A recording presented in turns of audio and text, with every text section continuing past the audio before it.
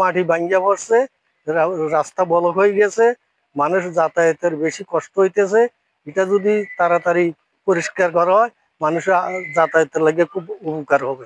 Yunus sir আসছে, তারপরে প্রশাসনের ভিতরে আপনার লামা থানার ওসি স্যারও আসছে এবং আপনার সেনাবাহিনীর কর্মকর্তারাও আসছে, এসে আমাদেরকে আশ্বাস দিছে দ্রুত ওরা মাটিগুলা সরিয়ে নিয়ে যাবে।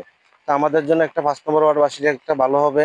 আমাদের এখানে একটা প্রাইমারি স্কুল, একটা হাই স্কুল, এদিক দিয়ে লোকজন চলাফেরা করে, আমাদের ছেলে সন্তানেরা স্কুলে যায়। লামার মুখ থেকে রাজবাড়ি যাওয়ার রাস্তায় পাহাড় ধসের ঘটনাটার সংবাদ পেয়ে আমি তাৎক্ষণিকভাবে এখানে আসি, আইসা এই ঘটনাস্থলটা পরিদর্শন করি এবং পরিদর্শনে দেখা যায় যে হ্যাঁ, রাস্তাটা সম্পূর্ণ ব্লক হয়ে গেছে।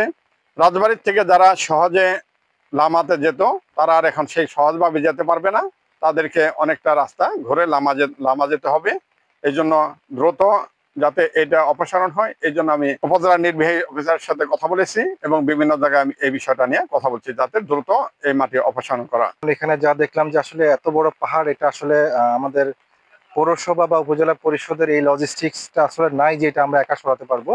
তো এই জন্য আমরা মূলত আলীকদম জোন এবং একই সাথে ডিসারের মাধ্যমে বান্দরবান রিজিয়নের সাথে সেনাবাহিনীর রিজন কমান্ডার স্যারের সাথে আমাদের একটা যোগাযোগ হয়েছে।